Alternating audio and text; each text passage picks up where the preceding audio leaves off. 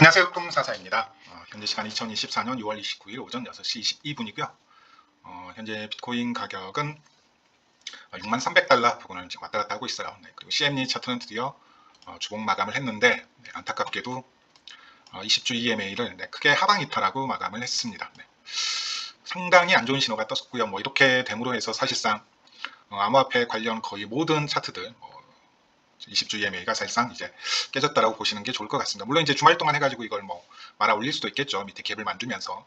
하지만 CME 차트가 이렇게 마감한 이상 주말 동안 큰 반전이 일어나길 바라는 건 조금 무리수고요. 물론 이제 월요일까지 주봉 차트의 마감을 봐야겠지만 상당히 안 좋은 신호 같은 건 부정할 수 없을 것 같습니다. 부정할 수 없을 것 같고요. 이제 저는 높은 확률로 60주 EMA까지 하락을 바라보고 있습니다. 여기까지 하락. 크게 떨어지게 되면 이제 4만 달러 초반까지 하락도 조금 열려 있더라고요. 그래서 높은 확률로 이제 여기까지의 조정이 조금 염두되어져 있다. 결국 이때와 같은 시나리오로 간다라고 보시는 게 맞을 것 같습니다. 지금 상황에서는 작년 여름 시나리오 둘 중에 하나거든요. 저는 둘 중에 하나를 보고 있습니다. 작년 여름처럼 이 쌍봉 패턴의 넥라인을 계속 비비는 이런 형태를 예상을 하거나 아니면 아예 쌍봉 패턴을 그냥 만들어내면서 20주 EMA를 크게 깨고 2달 이상을 60주 EMA에서 지지받았던 2021년 여름 이렇게 두 가지 시나리오를 지금 가지고 있거든요. 크게 작년 여름이냐 아니면 2021년 여름이냐. 근데 저는 2021년 여름처럼 이렇게 크게 한번 빼고 하계 휴가 기간을 보낼 가능성이 아주 높아졌다. 게다가 이번에는 올림픽까지 끼워져 있죠. 그리고 최근에 어디였죠? VC였나요? 아니면 갤럭시 디지털이었나? 물량 정리하고 수익 실현하고 휴가와 독서를 즐기기 위해서 잠시 쉰다라는 유명 갤럭시 디지털이었던 것 같아요. 말도 있었는데 결국에 여기에서 2달 동안 비비느냐 이때처럼 60주 EMA에서 2달 동안 비비느냐 이 두 가지 싸움 중에 하나였는데 제가 보기엔 60주 EMA 부분에서 2달 동안 비빌 가능성이 높고요. 긴 꼬리로는 충분히 주봉 종가상으로는 60주 EMA를 지켜내겠지만 긴 꼬리는 충분히 4만 달러 중반이나 초반까지도 한 번은 조금 갔다 올 수 있을 가능성도 있는 것 같습니다. 여러 가지 상황이 있는데 그냥 쉽게 말하면 매수세는 없고요. 잠재적인 매도세는 계속해서 지금 쏟아져 나오고 있기 때문에 좀 시장을 부양시킬 수 있는 동력 자체가 지금 조금 상실되어 있다. 그리고 세력은 전혀 급하진 않을 것 같다. 그렇다고 해서 비트코인이 아주 망하거나 그러진 않고요. 저는 결국엔 10만 달러, 100만 달러 간다라고 보고 있습니다. 그래서 자신이 이제 초장기 현물 투자자라면 굳이 여기서 손절하시기보다는 현금 여유 있으신 분은 계속해서 수미하는 전략. 저는 안 팔아요. 저는 비트코인 현물 팔 생각이 없습니다. 평단가도 평단가지만 그냥 저는 비트코인 현물은 평생 가져가야 될 자산이라고 생각을 하고 있기 때문에 비트코인 현물은 팔 생각이 없고요. 주말하고 다음 주 이제 월요일 날 주봉 마감 상황을 마지막으로 체크한 후에 나머지는 아마도 거의 다 정리할 것 같습니다. 비트코인 현물을 제외한 나머지는 거의 다 정리할 것 같습니다. 일부 개인 지갑에서 에어드랍 작업을 위해 스테이킹하고 있거나 그런 코인들 빼고는 다 정리를 할 것 같아요. 다음 주 월요일에 이제 주봉 마감 확실하게 정리가 되면 그리고 세력들도 급하지 않고 좀 쉬었다가 가겠다라는 의도가 너무나도 눈에 보이기 때문에 저도 한 두어 달은 사실상 매매는 좀 단기 매매에 조금 집중할 생각이고 알트코인들은 충분히 단기적으로 좋은 자리에 와 있는 코인들이 꽤 있으니까 비트코인이 이제 여기까지 설사 하락하더라도 상대적인 알트코인 하락폭은 적을 것 같습니다. 그래서 되게 그지 같은 방법으로 이제 어덜스 도미넌스를 올리고 되게 그지 같은 방법으로 비트코인 도미넌스를 떨구는 그런 방법이 될 것 같습니다. 상대적으로 비트코인 하락폭을 크게 하고 알트코인의 하락폭은 상대적으로 조절해 줌으로써 알트코인의 도미넌스가 올라가는 알트코인이 비트코인 대비 더 많은 상승률을 기록하면서 알트코인의 도미넌스가 올라가는 게 아니라 가끔 보면 그런 케이스가 있어요. 알트코인의 도미넌스가 상승으로 올리는 게 아니라 비트코인 대비 전체적인 시총 하락률을 조절해 줌으로써 알트코인 도미넌스를 조절하는 케이스가 있는데 그런 상당히 안 좋은 그래서 이제 항상 흡성 뒤에 오는 알트코인장이 좋지 이렇게 비트코인이 비리비리 되고 있는 상황에서 오는 알트코인장은 끝이 좋지 않을 가능성도 있고요. 유동성 상황이 안 좋게 되면 알트코인들도 장담할 수 없는 상황인 것 같긴 합니다. 그냥 전체적으로 시장이 상당히 안 좋습니다. 그리고 다음 달이면 마운트 콕스 물량들도 어쨌든 시장의 잠재적인 매도세로서 나오고 있고요.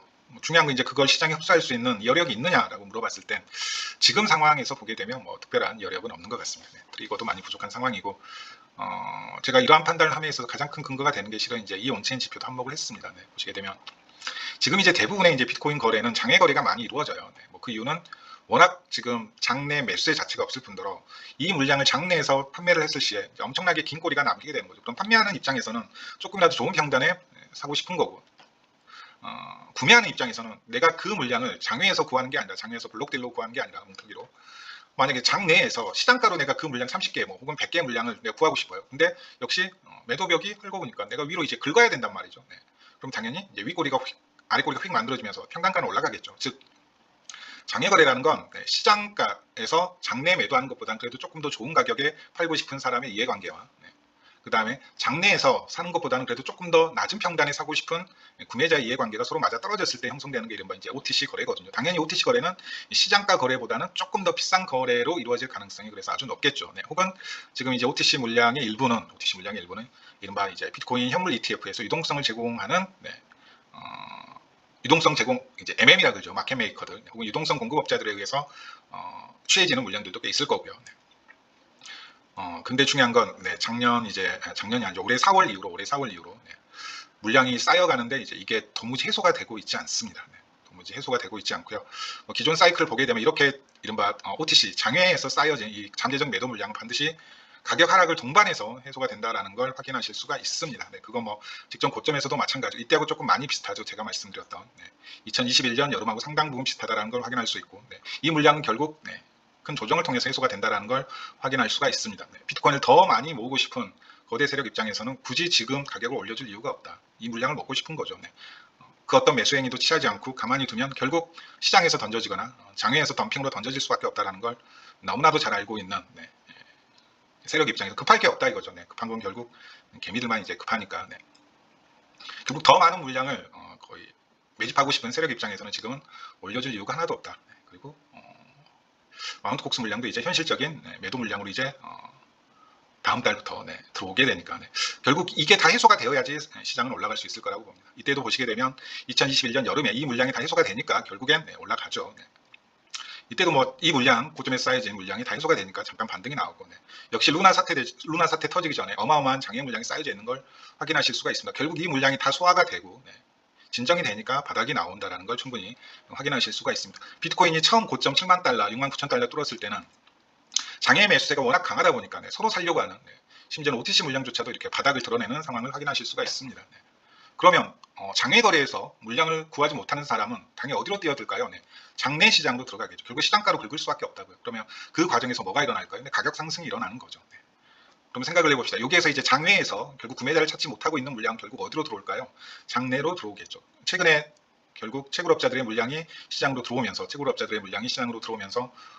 계속해서 매도 압박으로 작용하고 있는 것도 그 이유입니다. 대부분의 채굴업자들은 장외에서 물량을 매도하는 경우가 많아요.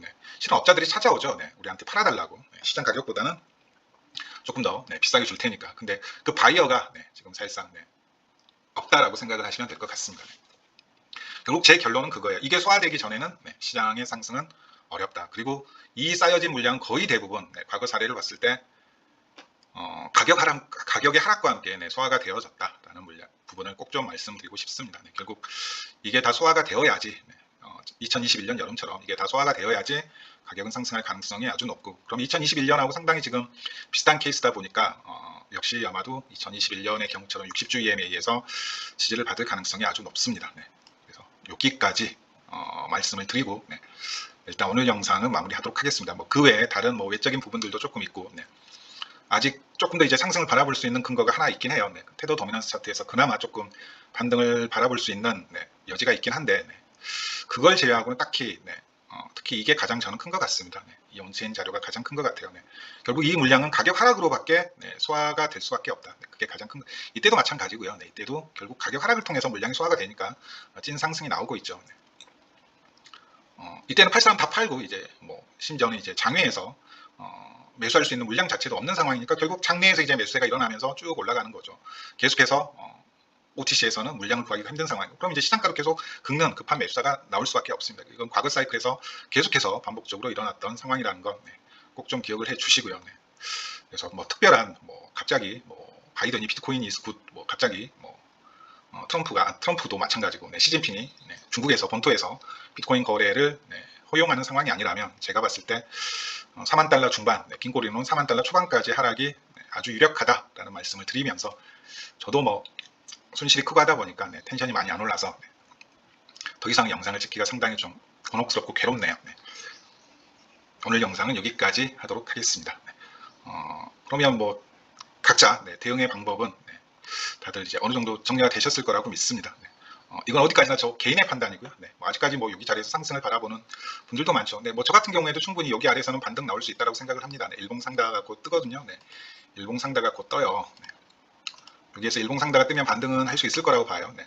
여기 채널 중앙 정도까지. 네. 그러면 대략 한 63,000달러 정도일 것 같은데 그 이후에는 아마도 이제 이런 움직임이 나오지 않을까. 네. 그러면 어디에서 정리할지는 네. 충분히 생각하실 수 있는 부분들이 조금 있을 것 같습니다. 네. 곧 일봉상다가 뜨긴 해요. 근데 이건 단순히 네. 그냥 반등에 지나지 않을 가능성이 아주 높습니다. 최소 8월까지는 꽤 많이 남았죠. 네. 2달 이상은 장이 좋지 않을 거라는 걸 어느 정도 조금 염두하고 네. 대응을 하시는 게 좋지 않을까라는 말씀을 드리고 싶네요. 네.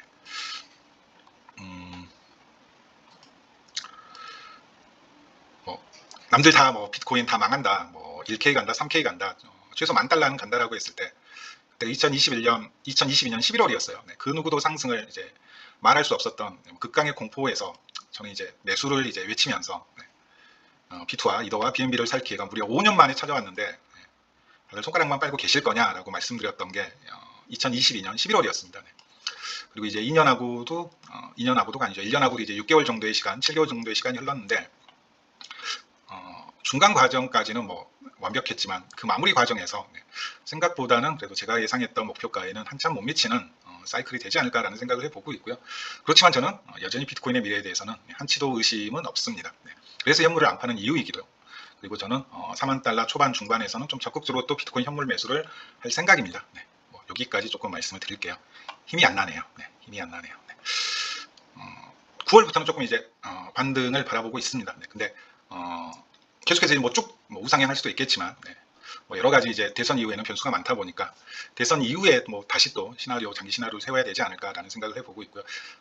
일단은 여름 동안은 조금 장이 좀 힘들지 않을까라는 생각을 해보면서 그리고 이건 어디까지나 제 개인적인 의견이고요. 제 의견을 맹신할 필요는 없고 하지만 뭐 어느 정도 좀 리스크 관리가 필요하다라는 부분에 동의하는 분이시라면 조금 그래도 하시는 게 좋지 않을까라는 생각을 하면서 영상을 마치도록 하겠습니다.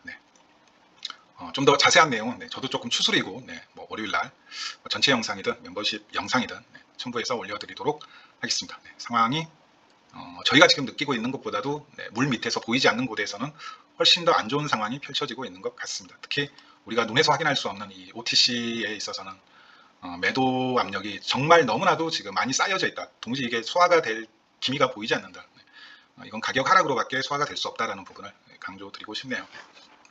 이걸 어느 날 누군가 그냥 뭐 한 번에 다 매수할 수도 있겠지만 그건 되게 뭐 희박하고 좀 극단적인 상황이지 않을까. 모멘텀이 없어요. 모멘텀 뭐 호재가 터질 만한 게 없습니다. 뭐 기껏해야 이제 이더리움 ETF인데 그 덕에 지금 알트코인이 버티고 있는 거죠. 근데 그것도 얼마나 시장을 담보해 줄 수 있을지는 모르겠네요. 저도 상당히 조금 아쉽고 뭐 올해 번 돈은 다 까먹다시피 하니까 뭐 상당히 괴롭습니다. 감사합니다. 여기까지 할게요.